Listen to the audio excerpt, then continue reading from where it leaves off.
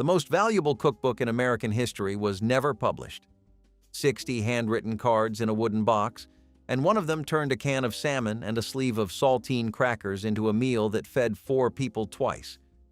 The recipe card at 21 had no ingredients at all, just Bible verses, and the women who baked it expected you to figure out the rest yourself. And the pie at 9 made its own crust, its own filling, and its own topping from a single pour into a blender. These were not recipes that came from a magazine or a television show. They came from kitchen counters where a woman stood every morning and cooked from memory. Here are 30 forgotten recipes from Grandma's recipe box no one makes anymore. Number 30, salmon croquettes. Drain a can of salmon into a bowl, pick out the bones and skin, and mash it with a fork. Mix in a beaten egg, crushed saltine crackers, minced onion, salt, and pepper. Shape the mixture into small oval patties and fry them in hot oil until both sides turn golden brown. Canned salmon was cheap, and it sat on the pantry shelf for months. Fresh fish cost too much for most families, but the cannery made it possible for a woman in Kansas or Ohio to serve fish on a Friday night. The croquettes held together because the crackers and egg did the work of a binder, and the outside crust gave the soft fish a crunch it never had on its own. Number 29, tomato aspic. Dissolve a packet of unflavored gelatin in hot tomato juice, add a splash of Worcestershire, a squeeze of lemon, and a pinch of celery salt. Pour it into a mold and let it set overnight in the refrigerator. The next day, unmold it onto a plate of lettuce leaves and serve it cold. Every church cookbook from the 1940s through the 1970s had at least 3 versions of this recipe. Ladies brought it to luncheons. It sat on the buffet table at every funeral. Today, if you set a tomato aspic on a table, most people under 60 would not know what they were looking at. Before I go any further, for the folks who want more recipes like these all in one place, I put together something called the Vintage Recipe Guide. You can find it on my website, vintagelifestyleusa.com. I am not going to bring it up again. If you want it, it is there. Now, back to the list. Number 28. Stack cake. Roll thin rounds of a molasses and ginger dough, bake them until they are firm but not crisp, and stack them with stewed dried apples spread between each layer. Wrap the whole cake in cloth and let it sit for 2 or 3 days. The moisture from the apples softens the layers until the cake holds together like a single piece, dense and heavy with spice. This was an Appalachian wedding cake. Neighbors each brought 1 layer to the celebration, and the bride's popularity was measured by how tall the stack grew. The apples came from the orchard and were dried on the porch roof in late summer. Nobody bought a wedding cake in those hills. The community built one. Number 27. Scalloped corn. Mix a can of creamed corn with a can of whole kernel corn, drained. Stir in a beaten egg, crushed saltine crackers, a pour of milk, melted butter, salt, and pepper. Spread it in a buttered baking dish and bake it until the top puffs slightly and turns golden at the edges. The dish fell somewhere between a casserole and a pudding. The creamed corn made the center soft and almost custard-like, and the crackers gave it enough body to hold a shape on the plate. Women brought this to church suppers because it traveled without spilling. Corn was the one vegetable nobody argued about. Number 26. Mock apple pie. Break Ritz crackers into a pie shell, pour a syrup of sugar, cream of tartar, lemon juice, and water over them. Dot the top with butter, add the second crust, and bake it until golden. The cream of tartar and lemon juice created an acid that made the crackers taste almost exactly like cooked apples.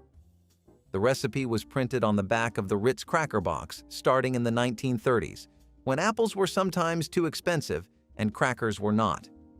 A woman could bake a pie that fooled most of the table, and the ones who figured it out usually asked for a second slice anyway. The recipe stayed on the box for decades, and most women never told their families what was inside until the pie was gone. Number 25. Wilted lettuce salad. Pick leaf lettuce from the garden, wash it, tear it into pieces, and pile it in a bowl with sliced green onions. In a skillet, fry a few strips of bacon until they are crisp. Pull the bacon out and crumble it. Now pour a splash of vinegar and a pinch of sugar into that hot bacon fat, let it bubble for a second, and dump the whole thing over the lettuce while it is still popping. The heat wilts the leaves just enough. The fat coats everything. The vinegar cuts through the grease and the sugar rounds the whole thing out. This was a spring salad. The lettuce came from the first planting. The bacon came from the cellar.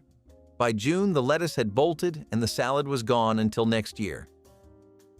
Number 24, crackling cornbread. Render pork fat back until the pieces turn into small golden cracklings.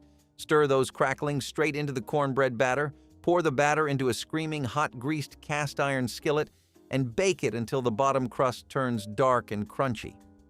The cracklings gave the bread little pockets of salt and fat that you hit every few bites, and the hot skillet created a crust that shattered when you broke it apart. This was not the sweet, cakey cornbread you find in restaurants today. There was no sugar in it. There was no flour in it. Cornmeal, buttermilk, an egg, lard, and the cracklings from a piece of pork the butcher sold for almost nothing. Number 23. Porcupine meatballs. Mix ground beef with uncooked rice, chopped onion, an egg, salt, and pepper. Shape the mixture into balls and place them in a baking dish. Pour a can of tomato soup thinned with water over the top, cover the dish, and bake it for about an hour. The rice cooks inside the meatball and the grains poke through the surface like the quills on a porcupine. That is where the name came from, and children remembered the name long after they forgot what the meatballs tasted like.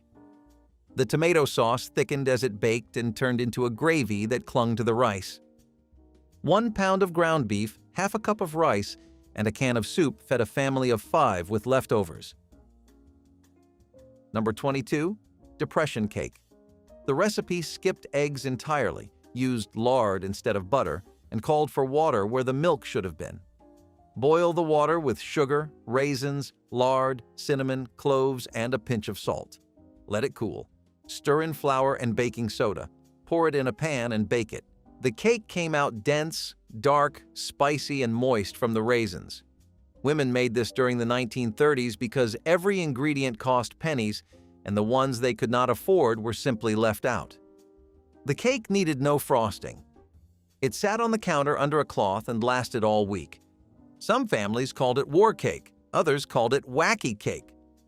The name changed, but the recipe never did. Every woman had one, a metal tin or a wooden box with a hinged lid stuffed with index cards in her own handwriting. Some cards were typed on a typewriter and taped to cardboard. Some were torn from the back of a flour sack. The recipe box was not a filing system. It was a biography.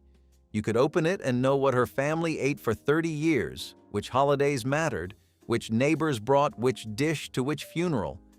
The cards she used most were the dirtiest. The ones she never touched were the experiments that failed. Nobody published these recipes. Nobody needed to. The box was the cookbook, and the woman was the index. Number 21. Scripture cake. Follow the recipe by looking up Bible verses. Judges chapter 5, verse 25 for butter. Jeremiah chapter 6, verse 20 for sugar. Isaiah chapter 10, verse 14 for eggs. 1 Kings chapter 4, verse 22 for flour. Leviticus chapter 2, verse 13 for salt. Judges chapter 4, verse 19 for milk. 1 Samuel chapter 30, verse 12 for raisins and figs. Numbers chapter 17, verse 8 for almonds. 2 Chronicles chapter 9, verse 9 for cinnamon and spices. Mix it all together and bake it as a spice cake.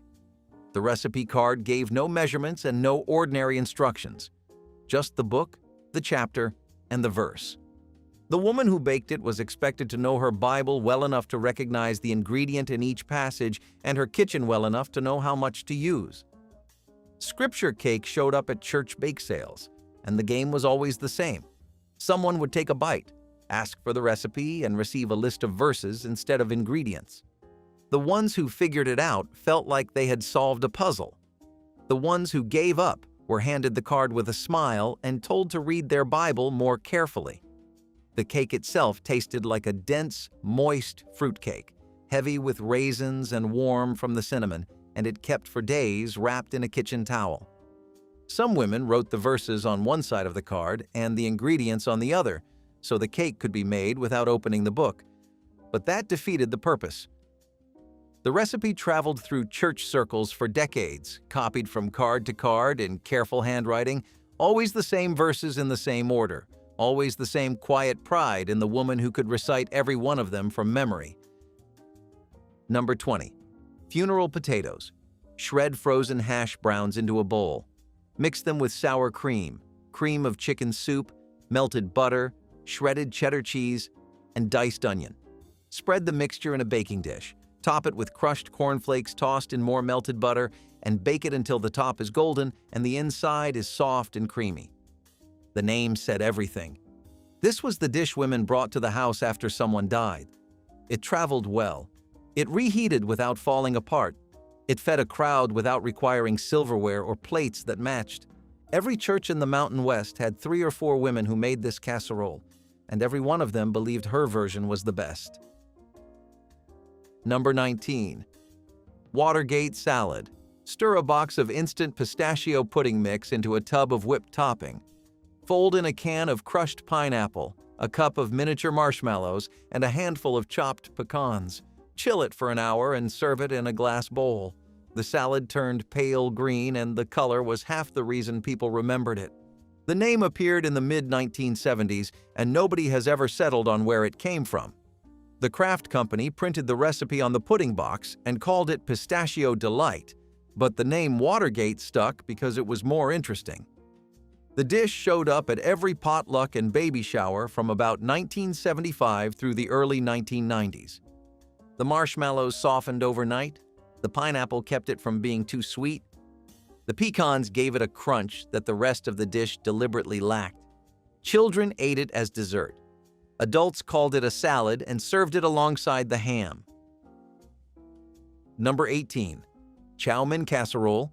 Brown a pound of ground beef with chopped onion and celery. Stir in a can of cream of mushroom soup, a can of cream of chicken soup, soy sauce, and a cup of uncooked rice. Pour it all into a casserole dish and bake it covered for an hour. Open it up, scatter a can of chow mein noodles across the top, and put it back in the oven for 10 more minutes. Nothing in this recipe was Chinese. The chow mein noodles came from a can made by La Choy in a factory in Michigan. The soy sauce came from the same grocery aisle, but the name sounded exotic enough to make it feel like something special on a Tuesday night. Number 17. Ham salad spread. Grind leftover ham through a meat grinder, mix it with mayonnaise, sweet pickle relish, a little mustard, and chopped celery.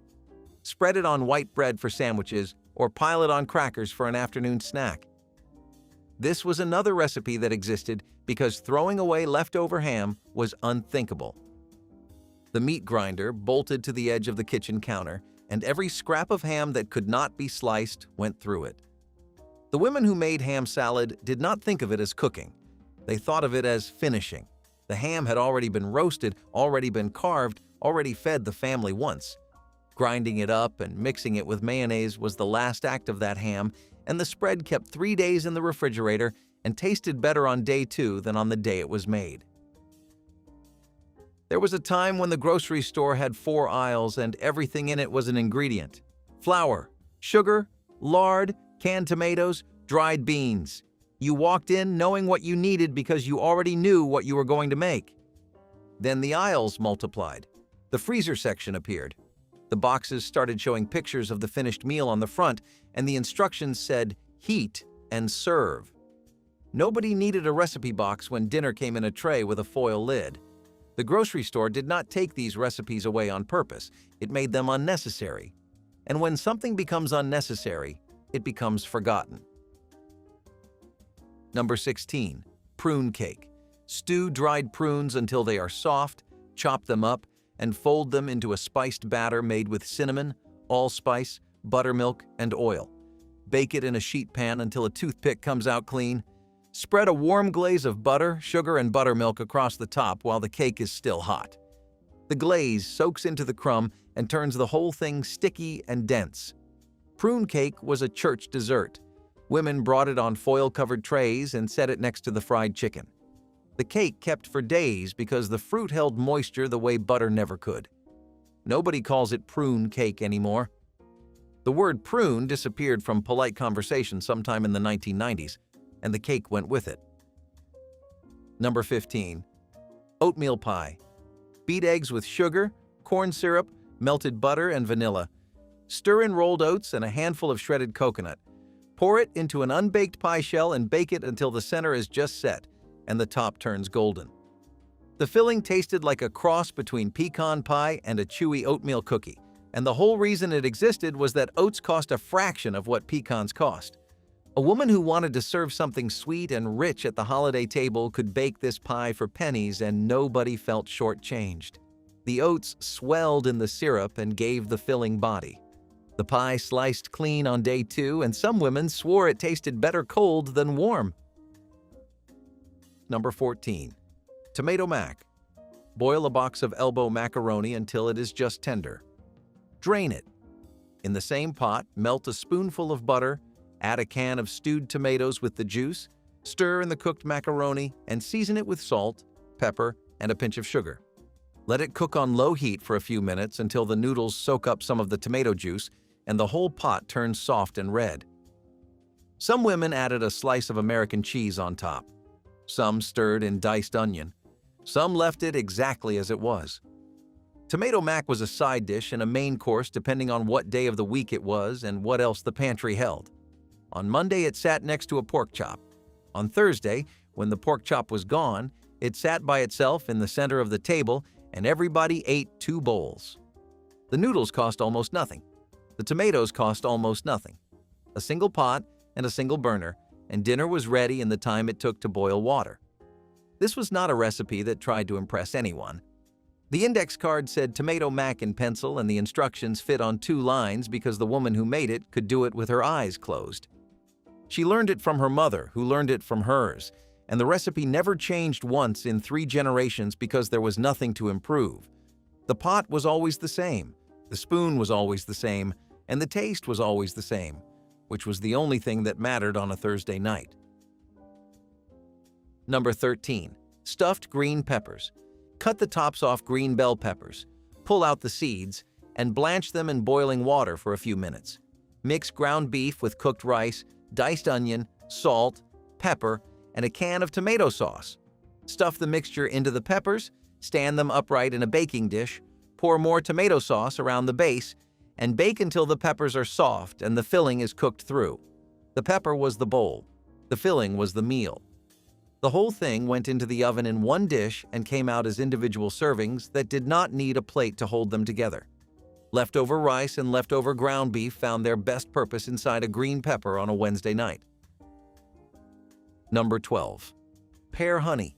Peel and core ripe pears, grind them through a food mill, and cook them down with sugar and a can of crushed pineapple until the mixture turns thick and golden and spreadable. Pour it into jars and seal them while the preserves are still hot. The name was a lie and everybody knew it. There was no honey in pear honey. The name came from the color and the texture, because the finished preserves looked exactly like honey and spread the same way on a hot biscuit. Women in the South made this every fall when the pear trees dropped more fruit than anyone could eat fresh. A jar of pear honey on the breakfast table meant the biscuits never went dry. There comes a day when the table seats one. The children have moved, the husband is gone, and the kitchen that once fed 6 people 3 times a day goes quiet. A lot of women stop cooking when that happens. They eat toast, they eat cereal from the box, they heat a can of soup and eat it standing at the counter. But the women who kept their recipe boxes did something different. They kept cooking. A smaller pot, a single portion, the same recipes scaled down to 1 plate set at the head of the table. Cooking for yourself is not the same as feeding a family, but it is the same kind of act. It says, this day still matters. This meal still matters. Number 11. Ambrosia salad. Drain a can of mandarin oranges and a can of pineapple chunks. Fold them into sour cream with shredded coconut, miniature marshmallows, and a handful of maraschino cherries cut in half. Chill the bowl for a few hours and serve it cold. The name meant food of the gods, and the recipe predated every version of fruit salad you have ever seen in a deli case. Your grandmother served it in a glass bowl on Thanksgiving and Easter, always cold, always sweet, always pink from the cherry juice bleeding into the sour cream. Children picked the marshmallows out first. Adults pretended they did not. Number 10. Cornbread and milk. Bake a pan of cornbread. Let it cool. Crumble a thick square of it into a tall glass, pour cold buttermilk over the top, and eat it with a spoon. This was a meal, not a side dish, not a snack.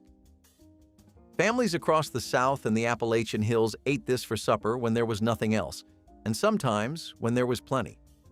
The cornbread soaked up the buttermilk and turned into something soft and tangy, almost like a cold pudding.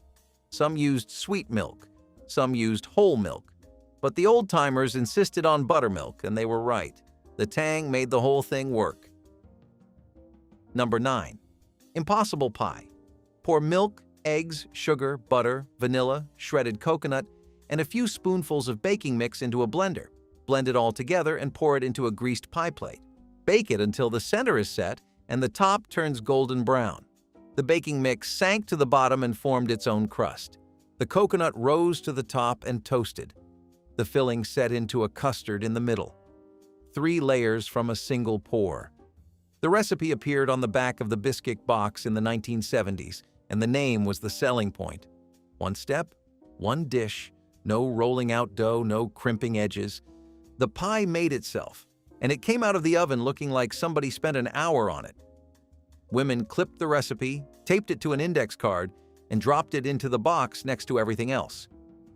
The whole pie cost almost nothing to make and disappeared in one sitting. Number 8. Graham cracker cake. Crush a sleeve of graham crackers into fine crumbs. Mix them with flour, baking powder, sugar, and a pinch of salt. Cream butter and sugar together, beat in eggs, and add vanilla. Alternate adding the dry mixture and milk, stirring just enough to combine. Fold in chopped pecans. Pour the batter into a greased cake pan and bake it until a toothpick comes out clean. The cake had a taste that sat somewhere between a cookie and a spice cake. The graham cracker crumbs gave it a warmth that plain flour never could, something nutty and almost honeyed without adding any honey at all. Women frosted it with cream cheese frosting, and the frosting soaked into the top layer just enough to make the first bite different from every bite after it. This was not a holiday cake. It was a Tuesday cake, a covered dish cake, a cake that showed up on a neighbor's porch with a note tucked under the plate. Number 7. Bishop's bread. Mix flour, sugar, eggs, baking powder, and a pinch of salt into a thick batter. Fold in chocolate chips, maraschino cherries, chopped walnuts, and shredded coconut. Pour it into a loaf pan and bake it until the top cracks and the inside is dense and studded with color. This was a fruitcake for people who hated fruitcake. The cherries stayed red. The chocolate melted into pockets. The walnuts kept their crunch. The bread sliced clean and lasted a week on the counter wrapped in foil. Women baked it in December and gave it away on plates covered in cellophane, and the people who received it actually ate it, which is more than most holiday baked goods can claim. Number 6. Deviled ham on crackers. Grind leftover ham fine, mix it with mayonnaise, hot mustard, a dash of cayenne pepper, and a little grated onion. Spread it on saltine crackers or toast rounds. This was an appetizer, a lunch, and an afternoon snack all in one recipe. The little red cans of Underwood deviled ham sat on every grocery shelf, but the homemade version was sharper, meatier, and nothing like what came out of a can. Your grandmother made it because she had leftover ham and a meat grinder bolted to the counter. She called it ham spread, and it disappeared before supper. Number 5. Spoon bread. Bring milk to a simmer in a heavy saucepan and slowly stir in cornmeal until the mixture thickens. Remove it from the heat. Beat in eggs, butter, salt, and a pinch of baking powder. Pour it into a greased baking dish and bake it until the top puffs up and turns golden and the center stays soft enough to serve with a spoon. Spoon bread was not bread at all. It was closer to a soufflé made from cornmeal, a southern dish that came to the table in the same dish it baked in because scooping it out was the only way to serve it. The eggs made it rise. The butter made it rich. The cornmeal gave it a sweetness that came from the grain itself, not from any sugar. Number 4. Hoppin' John. Cook dried black-eyed peas with a ham hock until the peas are soft and the broth is thick. Stir in cooked rice, season it with salt and pepper, and serve it with a side of cornbread. This was a New Year's Day meal across the South. The black-eyed peas meant good luck. The cornbread meant gold. Families who skipped it felt uneasy for the rest of January. The ham hock gave the peas a smoky depth that no amount of seasoning could replace, and the rice stretched a pot of beans into enough food for the entire family and the neighbors who stopped by after church. The recipe card never gave measurements. A handful of this, a bone from that, cook it until you know. Number 3. Ribbon salad. Prepare 3 separate batches of flavored gelatin in different colors. Pour the first layer into a glass dish and chill it until it is firm. Mix sour cream into the second batch, pour it over the set first layer, and chill again. Pour the third color on top and let the whole thing set overnight. Unmold it the next day, and the salad shows 3 distinct stripes with the creamy layer running through the middle. The recipe took 2 days and no skill beyond patience. Women made ribbon salad for holidays and church potlucks because the presentation did all the talking. The colors could match the season. Red and green for Christmas, orange and yellow for Thanksgiving. The taste was nothing remarkable, but the look of it on a buffet table stopped people long enough to take a slice. Number 2. Apple butter. Cook peeled apple slices with cider, sugar, cinnamon, cloves, and allspice in a heavy pot over low heat for hours, stirring often until the mixture turns dark brown and thick enough to mound on a spoon. Pour it into jars and seal them while it is still hot. Apple butter was a fall ritual. Families set a copper kettle over a fire in the yard and stirred the apples all day with a long wooden paddle, taking turns because the stirring could not stop or the bottom would scorch. The smell carried across fields. Neighbors came to help and stayed to eat. By evening, the apples had cooked down to a fraction of their original volume, and the jars lasted through the winter. A single jar on the breakfast table turned plain toast and biscuits into something worth sitting down for. Number 1. Buttermilk biscuits. Flour, baking powder, a pinch of salt, cold lard or butter cut in with a fork, and just enough buttermilk to bring the dough together. Pat it out on a floured board, cut rounds with a glass, and bake them in a hot oven until the tops turn golden and the insides stay soft. The recipe card said biscuits and nothing else. No temperature, no time. The oven told her when they were done, not a clock. The smell. When the kitchen smelled right, she opened the door. These biscuits were not a side dish. They were the foundation of every other recipe in the box. They went under the gravy. They went next to the soup. They sopped up the last of the pot roast drippings on Sunday night. Every recipe in that box depended on the woman who made them, knowing how to make a biscuit by feel, without measuring, without thinking. She learned it from her mother. Her mother learned it from hers. And the day nobody in that kitchen knows how to make a biscuit from scratch is the day the recipe box finally closes for good. Salmon patties with saltine crumbs were a classic end-of-the-week dinner, the kind of meal you made when the fridge looked sad and the meat was long gone.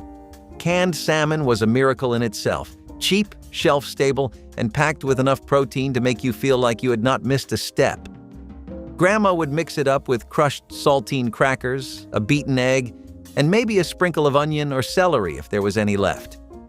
She would form them into small patties and fry them in the same pan that had seen 5 meals already. The result? Golden, crispy outsides with soft, savory centers.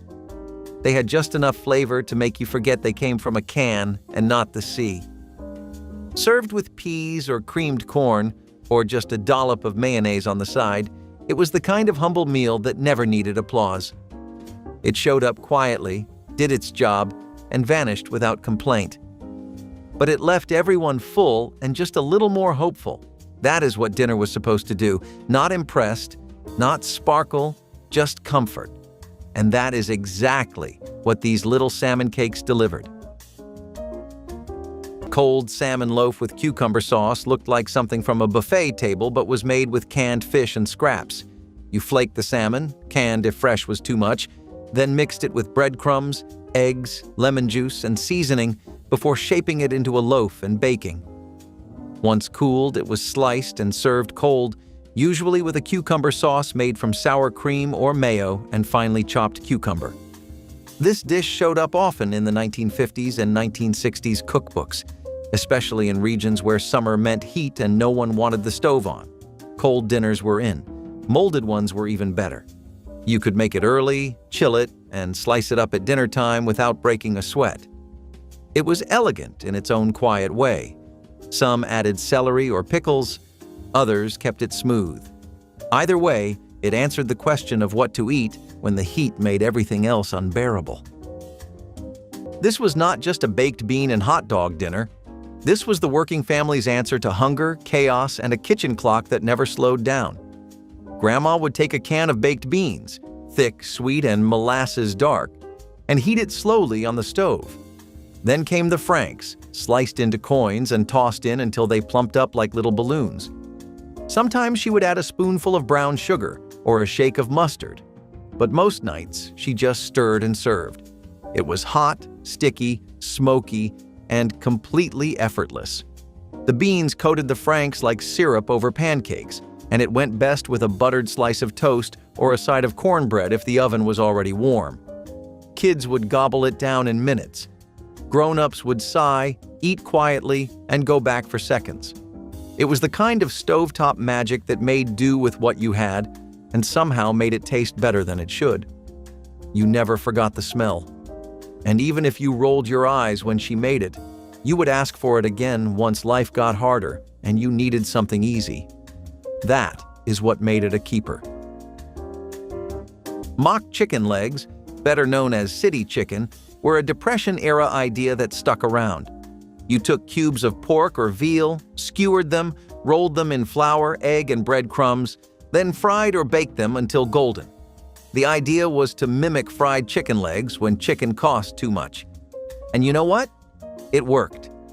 Cookbooks from the 1940s through the 1970s printed this recipe again and again. In summer, these skewers were served with slaw or cucumbers, something cool to balance the heat. You could reheat them or pack them for a picnic. A pound or two of meat could feed a full family. For families in cities where meat came from the butcher, not a backyard coop, this recipe was gold. It looked like a feast, even if it was scraps.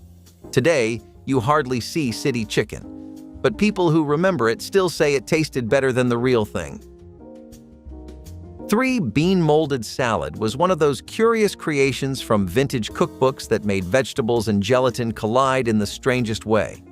You would take the classic 3-bean salad, green beans, wax beans, kidney beans, and suspend the whole thing in lemon or lime-flavored gelatin, set it in a mold, and proudly serve it at potlucks or family dinners.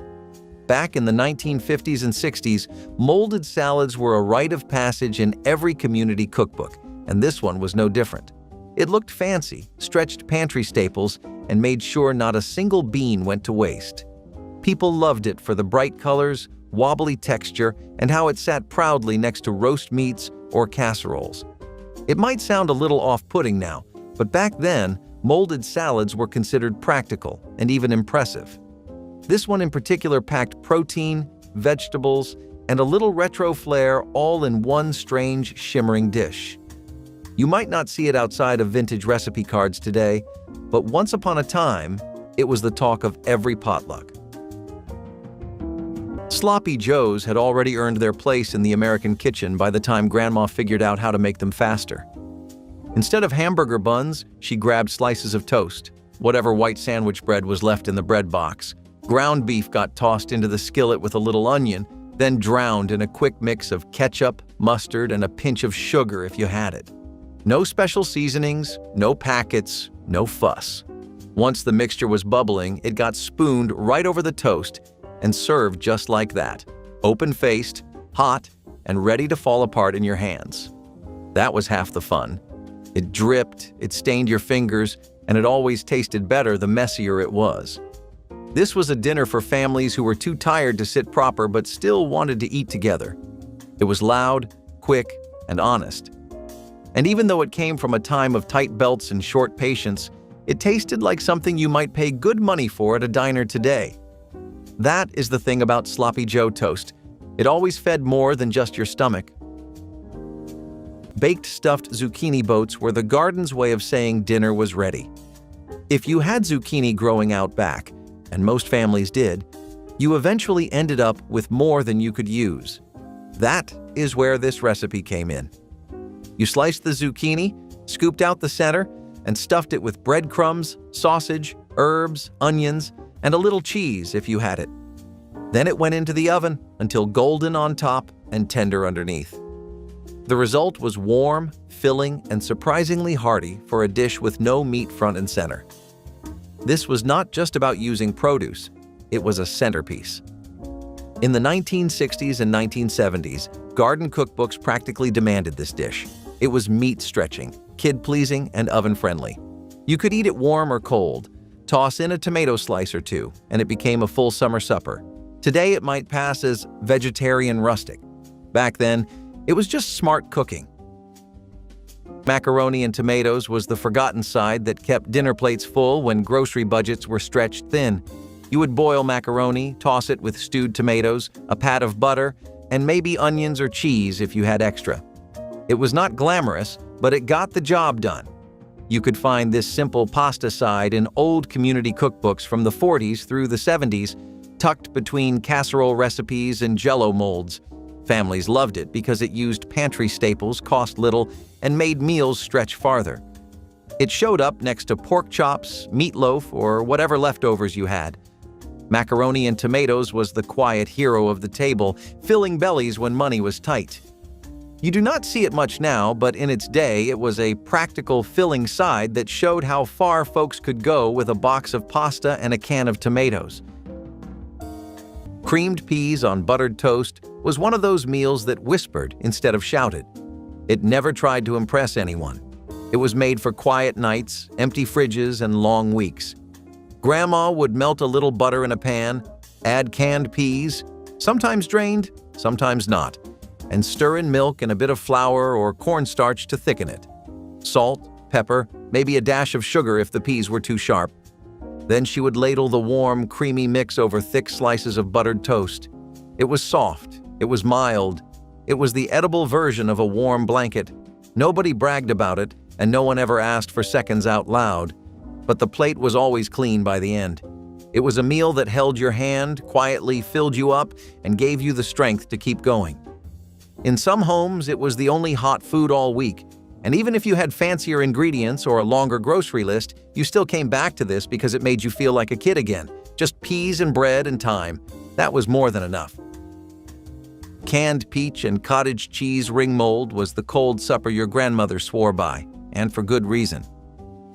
Molded in a ring pan, it started with plain gelatin, mixed with the syrup from canned peaches, folded together with cottage cheese, diced peaches, and sometimes crushed pineapple or chopped nuts.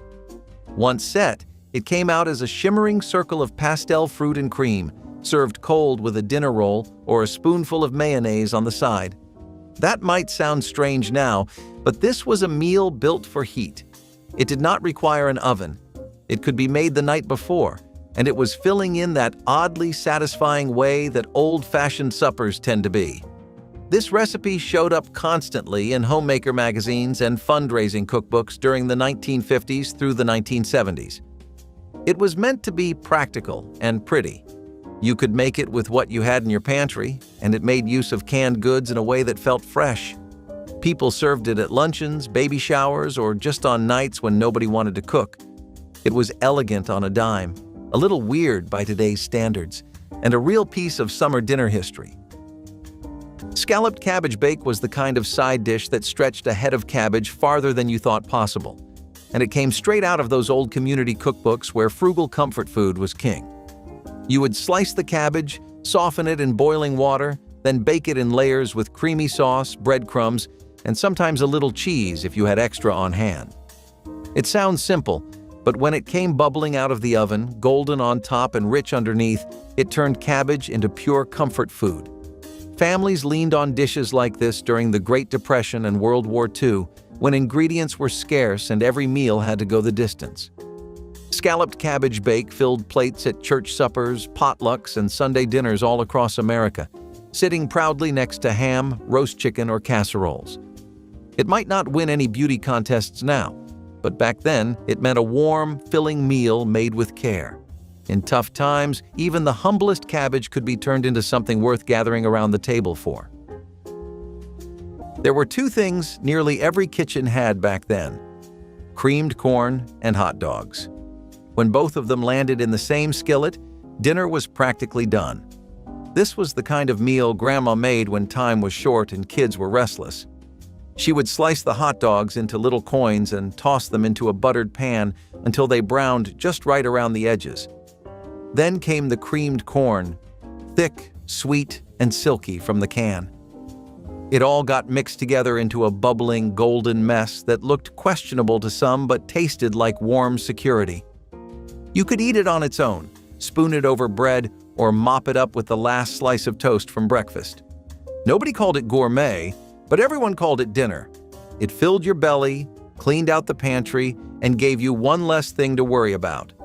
And somehow, it was the meal that lingered in memory more than any roast or fancy casserole. Maybe it was the smell. Maybe it was how fast it came together. Or maybe it was just that it tasted better when you were young, hungry, and too impatient to wait for something fancier. Ham and banana casserole is one of those recipes that makes you stop and read the page twice. But once upon a time, this odd couple was a regular guest at summer dinners across suburban America. It started with slices of ham wrapped around whole bananas, arranged in a casserole dish and baked with mustard sauce poured over the top. The mustard added a tangy kick, and the bananas softened into the kind of texture that people back then thought of as fancy. Some even added shredded cheddar cheese. It was quirky, no doubt about it. But in the 1950s and 1960s, cookbooks were full of strange pairings that somehow worked. This dish was a crowd pleaser for its novelty as much as its taste. And in hot weather, it was easy to make without much fuss. It showed up at church potlucks, birthday parties, and even weeknight dinners when the fridge was running low. Today, people may cringe at the combo, but for families back then, it was just another way to stretch meat and fruit into a full meal. It is the kind of thing you might laugh at now, but remember fondly if you grew up scraping mustard sauce off your plate. Pineapple cheese salad sounds like one of those retro recipes that people talk about with equal parts horror and nostalgia, but this sweet and savory mashup was a potluck star once upon a time. You would mix canned pineapple chunks with shredded cheddar cheese and mayonnaise, sometimes tossing in a maraschino cherry on top to seal the deal. It sounds like a strange combination today, but back in the 1950s and 60s, recipes like this came straight out of the old spiral-bound cookbooks tucked in every kitchen drawer. People loved it for its bright, tangy sweetness and how easy it was to throw together with cheap pantry staples. Pineapple cheese salad showed up at luncheons, holiday tables, and potlucks, holding its own next to roast turkey, ham, or casseroles. It might raise a few eyebrows now, but back then, that quirky little salad was a way to dress up a meal and bring something special to the table without spending a fortune. In its day, this strange, creamy creation meant you came prepared. Quick tomato and rice soup was less of a recipe and more of a family habit. It started with canned tomato soup, the kind that came in a red and white can and waited patiently in your pantry for its moment. Instead of milk or water, Grandma would stir in leftover rice from the night before, just a scoop or two, enough to bulk it up and stretch it across the whole table. The rice gave it body, the soup gave it flavor, and together they made something more than the sum of their parts. It simmered on the stove while she folded laundry or paid bills at the kitchen table. It was the smell that told you dinner was ready, not the clock. No one complained that it was simple. In fact, that was the point. You could top it with cheese, swirl in a bit of cream, or eat it plain with saltines on the side. Whatever the case, it went down smooth, warmed you up fast, and made a long day feel less heavy. It might not win any ribbons, but it won over every empty stomach it ever met. Corn fritter suppers were one of those magical meals that felt light but filled you up fast. Made from fresh corn cut off the cob, mixed with flour, eggs, and a splash of milk. These fritters were dropped into hot oil until golden brown and crisp. You would pile them high on a plate, sometimes dusted with salt or drizzled with syrup if the mood called for it. But the real trick was what came on the side. Thick tomato slices, chilled and sprinkled with pepper, or a scoop of cottage cheese gave the meal its balance. This was not a starter. This was dinner. A hot, crunchy, fresh off the skillet kind of dinner that made the house smell like summer. Cookbooks from the 1940s to the 1970s were packed with corn fritter recipes, each with its own little spin. Some added chives, some tossed in bits of bacon or green pepper. But they all revolved around one thing: making corn the star. If you had a garden or access to a roadside farm stand, corn fritters were an obvious choice. They were fast, easy, and cheap, and they made everyone at the table feel like they were eating something special. Corn pudding casserole was the side dish that made even the humblest dinner plate feel warm and complete. If you flipped through old recipe cards tucked behind flour jars, chances are this one was written in your grandmother's handwriting. It combined sweet corn, butter, eggs, and milk into a creamy bake that sat proudly next to roast ham or pork chops. It was easy, affordable, and filled bellies, making it a go-to for potlucks, church suppers, and holidays. The top baked up golden brown, the inside stayed soft and rich, and every bite reminded you how folks pulled meals together from what they had. Corn pudding casserole carried meals through tough times, earning its place in kitchens from the Depression to the 70s. You do not see it much now, but back then, that creamy baked corn meant comfort on a plate. This one came straight out of the open the pantry and hope for a miracle school of cooking. Scrambled eggs with canned chili was never in any cookbook, but it made it onto plates across America faster than most 5-ingredient dinners. Grandma would beat a few eggs with whatever milk she had left, toss them in a skillet, and stir them just until they were barely set. Then came the chili, straight from the can, full of beans and spice and a little bit of mystery meat. It would warm right on top of the eggs until the kitchen smelled like a diner on a slow afternoon. A few slices of toast on the side, maybe a wedge of cheese if you were lucky, and you had yourself a meal. It was hearty, messy, and completely satisfying. No one asked what brand the chili was or whether the eggs were farm fresh. What mattered was that it was hot, filling, and on the table in 10 minutes. It was meals like this that made it possible to get through the rest of the week. And once you have eaten it once, you will understand why it never needed a recipe. Sliced tomato pie with biscuit crust was a midsummer miracle born from the garden and the oven. Tomatoes were the star, big, juicy ones sliced thick and layered over a buttery biscuit dough pressed into a pie pan. Between the layers went onion, herbs, and sometimes cheddar or dollops of mayo, depending on the cookbook. Once baked, the tomatoes softened and sweetened, and the crust puffed up around the edges. The result was messy, fragrant, and comforting. This pie was not dessert, and it was not just a side, it was dinner.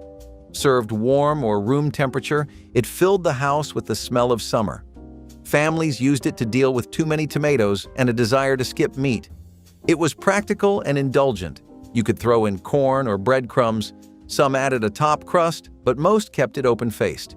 It faded when people stopped baking from scratch, but those who remember it will tell you it was magic. Mock oyster casserole, also known as eggplant dressing, was one of those clever Depression-era recipes that made its way into old cookbooks and never fully disappeared. The name might raise a few eyebrows now, but the whole point was to create a rich, flavorful casserole that mimicked the texture and heartiness of oyster stuffing without needing expensive seafood. You would take cooked eggplant, breadcrumbs, onions, and herbs, bake it until golden on top, and serve it as a side dish at holiday dinners or Sunday suppers. It filled out the table, stretched garden produce, and made even the simplest meal feel just a little more complete. Back then, you could find recipes like this scribbled in the margins of faded cookbooks or passed along at church potlucks. People knew how to make do with what they had, and this casserole proved that even eggplant could stand in for something fancier. You might not find it on modern menus, but back then, eggplant dressing was a practical, comforting side that made every meal feel just a little more special. Peanut butter and bacon sounds like a dare today, but to Grandma, it was just Tuesday lunch. This was a sandwich born in the tail end of the Great Depression and carried proudly into the next decade by people who knew how to stretch every ingredient.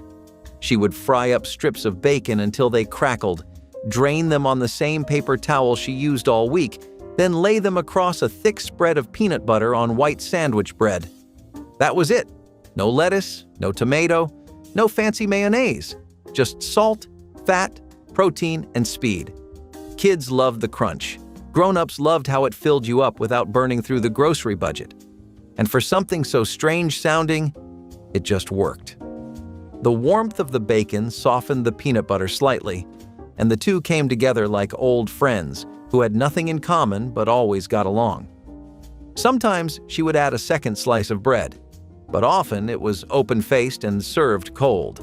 It was portable, practical, and surprisingly satisfying. And in homes where time was short and mouths were many, that counted for everything. You might laugh at it now, but one bite would probably bring it all back.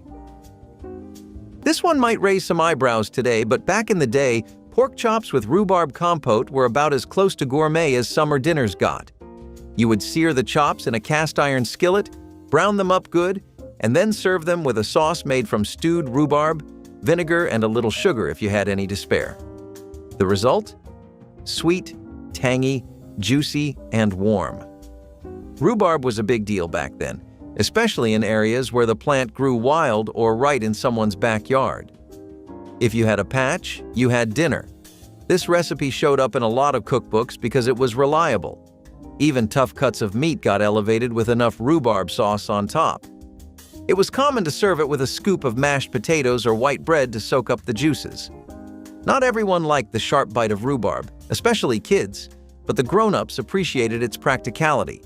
It kept well, cooked fast, and paired perfectly with pork. Some versions added cloves or nutmeg. Others threw in onions or swapped the rhubarb for stewed apples when the season passed. Either way, this dish captured the feeling of summer dinners cooked low and slow with whatever you had on hand. Buttered parsley potatoes were the kind of humble, forgotten side dish that quietly filled plates and satisfied appetites across America, especially during lean times. You would boil small baby potatoes, toss them in butter, sprinkle with chopped parsley, and serve them up next to roast beef, fried chicken, or whatever you had on the table that night. It was not flashy, but back in the day, that was the whole point. Simple, affordable, filling, and easy to dress up with ingredients straight from your garden or pantry. You would find recipes like this tucked in the pages of faded cookbooks from the 1930s to the 70s, passed along at potlucks and family dinners. Buttered parsley potatoes were proof that you did not need much to make a side dish feel complete. They soaked up gravy, balanced out heavier meals, and stretched your groceries farther when money was tight. These days, they have slipped off most dinner tables, but back then, a bowl of buttery potatoes meant you brought comfort, simplicity, and just a little bit of pride to the meal. Ham and applesauce might sound fancy today, but back in the day, it was just something Grandma could throw together before the table was even set. Sliced ham went straight into a hot skillet, sometimes with just a dab of butter or the leftover fat from breakfast. A quick sear on each side was all it needed. Meanwhile, the applesauce, homemade if you had a backyard tree, canned if you were in a hurry, was warming on the back burner. This was dinner you could smell from the front porch. The saltiness of the ham played off the soft, tart sweetness of the apples in a way that felt balanced, simple, and oddly comforting. It was a meal for days when you were tired, when groceries were thin, or when you just needed something that felt familiar. And the best part? No oven. No long wait. Just a skillet, a spoon, and a little heat. Folks might not talk about ham and applesauce as a main course anymore, but for a generation raised on wartime thrift and flavor that did not waste time, this was a weeknight miracle. If you ever needed proof that sweet and salty go hand in hand, here it is. Pineapple glazed ham steak with minted peas. Sounds fancy now, but it came from kitchens trying to make dinner fast and special. A thick slice of ham, cut from a round or canned variety, was seared in a skillet, then brushed with a glaze of pineapple juice, brown sugar, and mustard. As it sizzled, the glaze caramelized and formed a golden crust. Minted peas were the quick side, just frozen or fresh peas warmed with butter and a few mint leaves. It was fast and used shelf-stable and frozen ingredients, but it looked thoughtful. Cookbooks from the 1950s and 1960s praised it for its balance and bright flavor. The pineapple made it sweet. The mustard gave it a kick. The peas kept it fresh. You could make this in 20 minutes and still feel proud. On a summer night when the house felt too still, something warm and sweet like this hit the spot. Golden Glow carrot salad was one of those bright, zesty side dishes that added color and crunch to dinner tables, especially when meals were built around whatever you could grow or stretch from the pantry. You would take shredded carrots, mix them with lemon-flavored gelatin, and fold in crushed pineapple for sweetness, letting the whole thing set into a glossy, citrusy mold that practically glowed on the plate. It sounds unusual now, but back then, molded salads were a potluck favorite, and this one stood out for its bold color and refreshing bite. Families leaned on recipes like this because it was affordable, easy to throw together, and made even the humblest meals feel a little more special. Golden Glow carrot salad showed up at Sunday suppers, holiday spreads, and backyard picnics, sitting proudly next to roast chicken, casseroles, or fried pork chops. Its stretched ingredients added brightness to heavy plates and gave meals that cheerful, homemade touch. You hardly see it now, but once upon a time, this glowing salad was a quiet symbol of kitchen creativity and making do with simple, practical ingredients. Grilled cheese and pineapple sandwiches were one of Grandma's best-kept secrets, the kind of meal that made you raise an eyebrow right before you fell in love with it. It started like any grilled cheese, with slices of bread and whatever cheese was available. But right before the second slice went on, she would place a canned pineapple ring right in the middle of the sandwich. Then it all went into the skillet with butter hissing underneath. The cheese melted, the pineapple softened, the bread crisped to a golden crunch. The end result? A sandwich that was both savory and sweet, crispy and juicy. It was like dinner and dessert in one bite, and it somehow worked better than anyone expected. She made it on Fridays or on days when the pantry was almost bare, but the craving for something different was strong. The smell of warm pineapple and browned butter filled the house and lingered even after the dishes were done. Kids loved it. Grown-ups pretended they did not, until they asked for seconds. It was quick, clever, and full of unexpected joy. Just like her. Stuffed tomato platters with egg salad filling were the summer version of keeping it simple without losing the charm. You would start with the ripest tomatoes you could find, usually picked right from the garden or bought cheap from a neighbor's stand. Slice them in half, scoop out a bit of the center, and fill them with homemade egg salad. Not the store-bought kind either. This egg salad was chopped eggs, mustard, a bit of mayonnaise, and maybe a sprinkle of paprika or chopped pickle for punch. Then the filled tomatoes would be plated on a bed of lettuce, often with saltines on the side, and a tall glass of iced tea. This was not a lazy meal. It was intentional, refreshing, and bright. The kind of plate that made you feel taken care of even when money was tight and the kitchen was sweltering. These showed up at bridge club meetings, baby showers, and Sunday dinners when nobody felt like cooking. The tomatoes cooled the egg salad.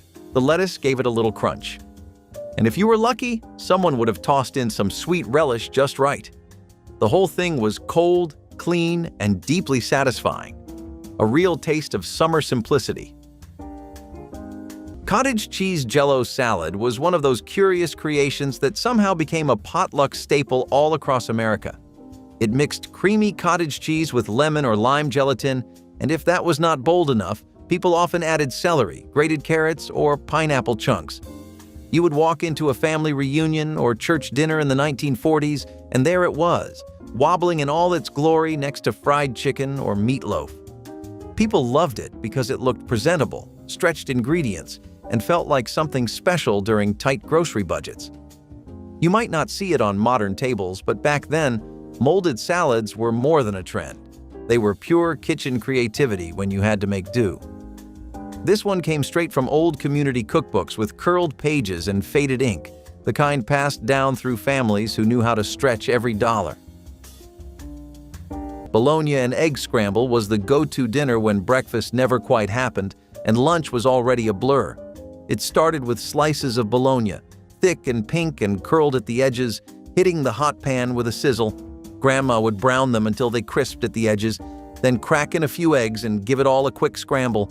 No measuring, no garnish, just protein and grease and flavor. Sometimes she would add a little shredded cheese if she had some, but it was not necessary. This was about getting food on the table without making it a project. The bologna gave the eggs a smoky, salty edge, and the eggs softened everything just enough to go down easy. Served in bowls, over toast, or straight from the skillet, no one ever walked away hungry. It was simple, dependable, and tasted a whole lot fancier than it had any right to. You could make it in 10 minutes, clean up in 5, and be done with the day before the sun went down. Some meals were special because they were rare. This one was special because it was always there. Cold macaroni ring with tuna and peas was one of those make-ahead meals that looked like a party but tasted like pantry staples. It started with elbow macaroni, cooked and cooled, then tossed with mayonnaise, canned tuna, peas, chopped celery, and a touch of lemon juice. The whole mixture was packed into a ring mold and chilled for hours until it held its shape. Come dinner time, you flipped it out onto a plate and maybe garnished it with parsley or extra peas. This was dinner, not a side dish, and certainly not just for potlucks. It showed up in homemaker cookbooks throughout the 1950s and 1960s as a cool supper for hot days when no one wanted to turn on the stove. The peas gave it color. The tuna gave it protein. The macaroni made it stick to your ribs. You would slice it like a cake and serve it with iced tea and saltines. It was pretty in its own quiet way, and somehow it always worked. Some people added pimentos or chopped olives for flair. Others kept it plain and reliable. It is easy to laugh at a tuna ring now, but back then it was a little miracle of convenience and charm. Celery Victor sounds like a recipe that came from a fancy hotel menu, but this marinated celery dish made its way into regular households thanks to those old cookbook collections in every drawer. It was as simple as boiling celery until tender, chilling it in broth or vinegar, and serving it up with herbs or hard-boiled eggs when you wanted to show off. You could find it at potlucks or holiday tables, dressed up to look fancier than it was. People back then knew how to stretch even the humblest ingredients into something worthy of company. Celery Victor turned plain celery into a crisp, tangy salad that felt like a proper side dish next to roasted meats or casseroles.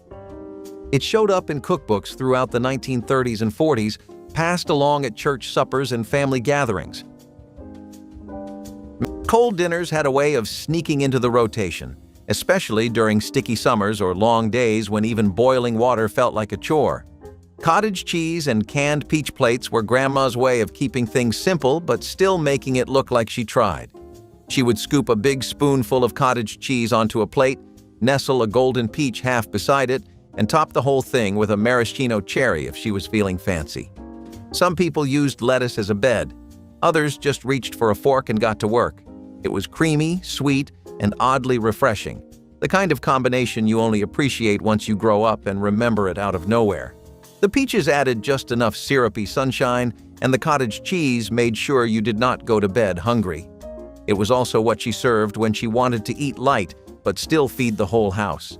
This was not a dinner that tried to win over picky eaters. It was a dinner that said, "This is what we have, and it will do just fine." And somehow, it did. Not every meal needed heat or noise. Some just needed quiet.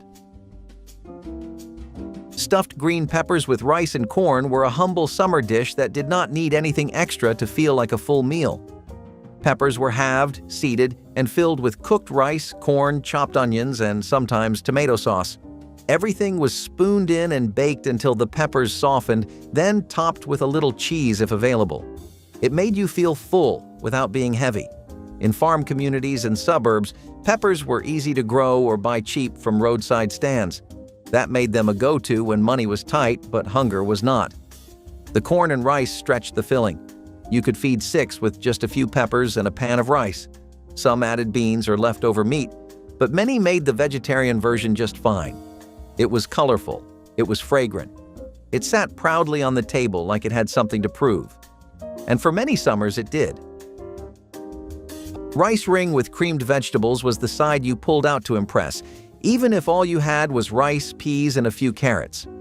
This molded rice dish showed up at luncheons, community suppers, and potlucks from the 1930s to the 60s, proving how fancy rice could look with the right presentation. You cooked seasoned rice, packed it into a bundt or gelatin mold, and once it's set, filled the center with creamy peas, carrots, and maybe mushrooms or green beans if you had them. It was affordable, filling, and looked fancier than it really was. These molded sides were all the rage, straight from vintage cookbooks with curled edges and faded ink. Rice ring with creamed vegetables was a no-nonsense way to stretch pantry staples while making the table look proper.